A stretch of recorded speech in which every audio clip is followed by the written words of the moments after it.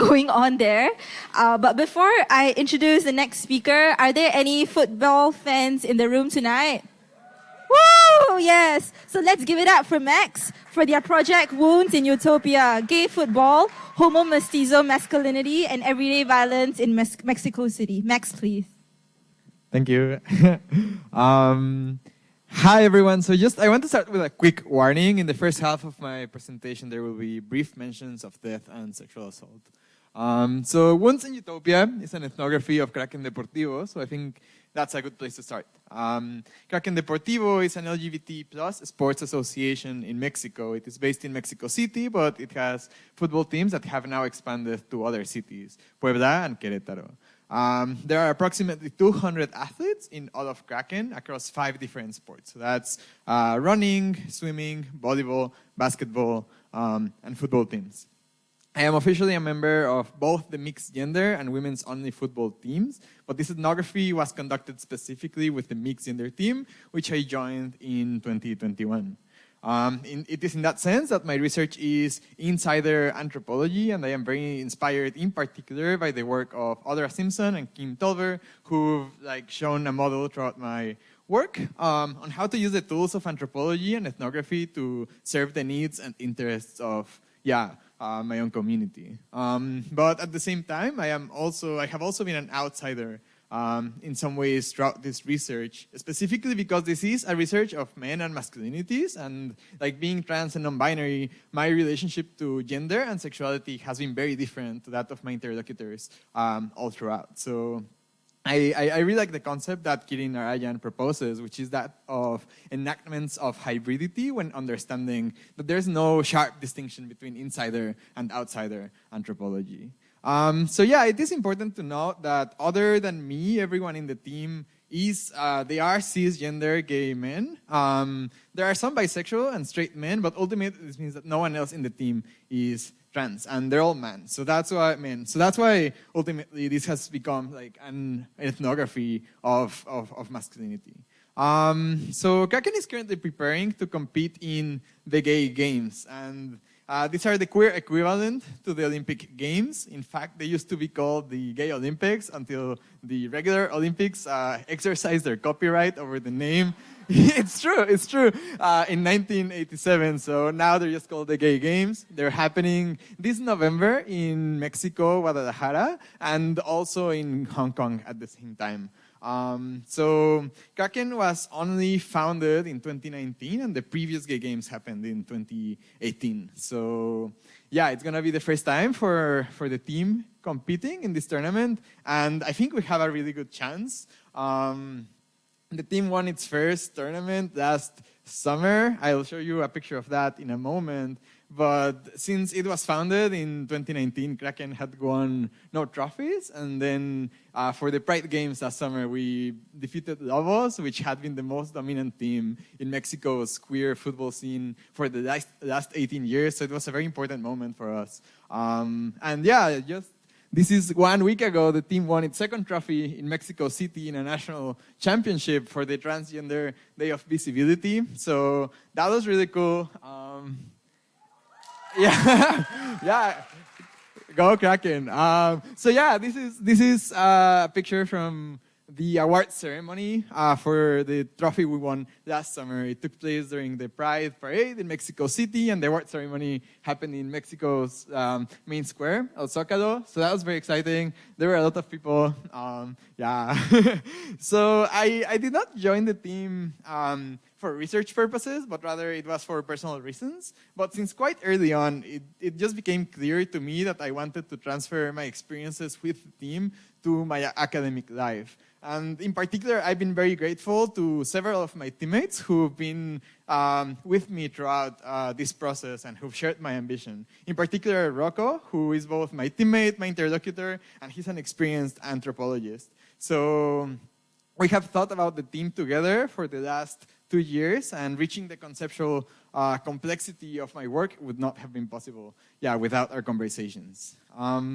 Doing research with my team has been both a delight and a privilege, but it's been complicated at different times. But I think I first want to focus on the things that have been quite great about it. I just have had the opportunity to explore myself both through experiences and academically while playing football. And I now even have like a separate name in like the Mexican queer sports scene. It is Ganda, so that's been cool. And I think just being able to access the inner world of the mind of my teammates, but also my own, has been great.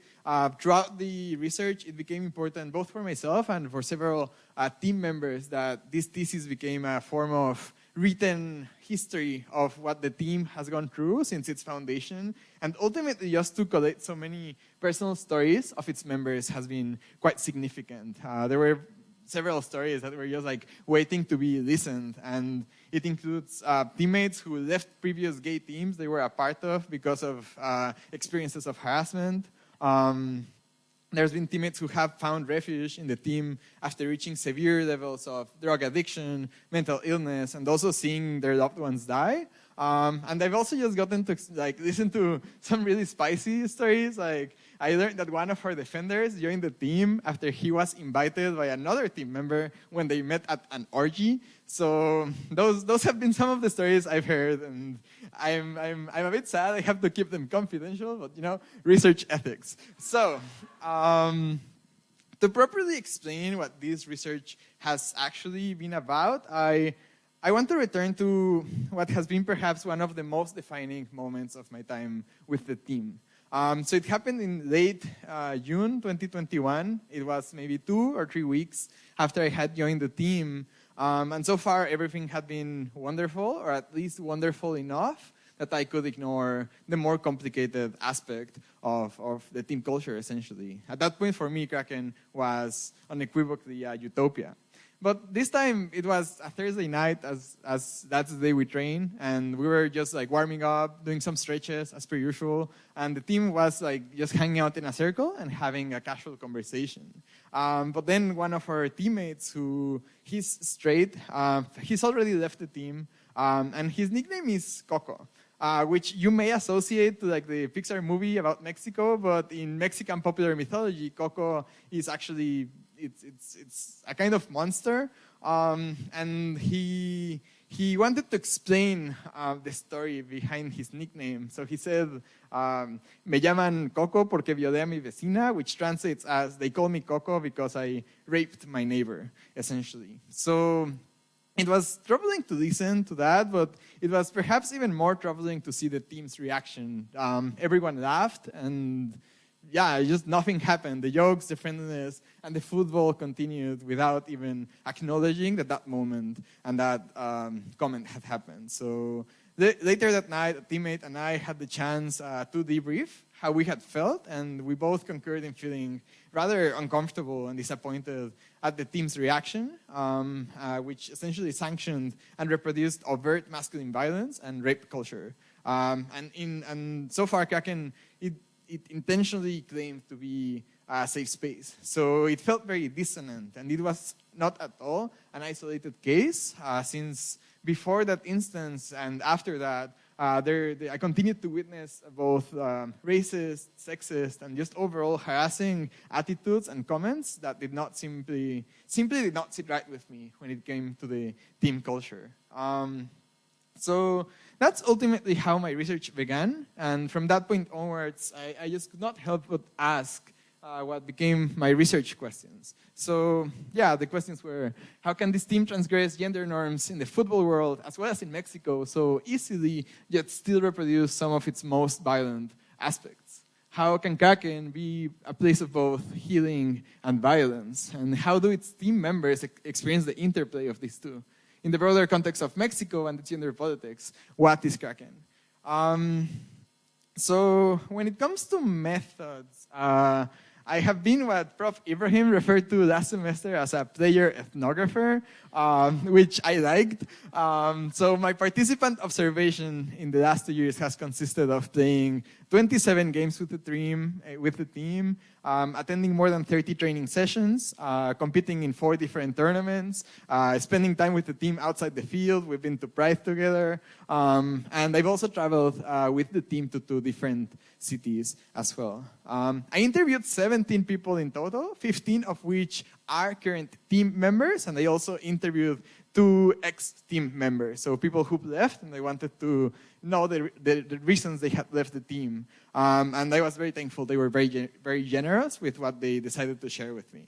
And lastly, a very fun part of my methods also was I organized a friendly match between my childhood team, Mariposos, and Kraken this December. So that was very fun, just to see how the different teams perceived each other. And the final score was 3-3. It was very competitive. It was fun. I scored a goal.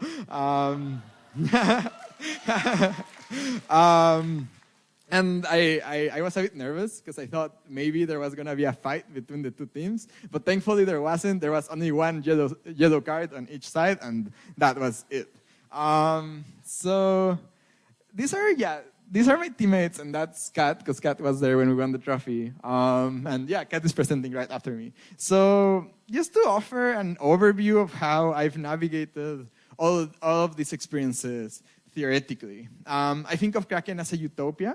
But to fully make this claim, I need to emphasize that Mexico is a hostile place to be queer in. Homophobia, transphobia, and overall different norms of masculinity are widespread and they are violent. Football is a breeding ground for these, and historically it is a site of exclusion, targeted violence, and wounding discrimination.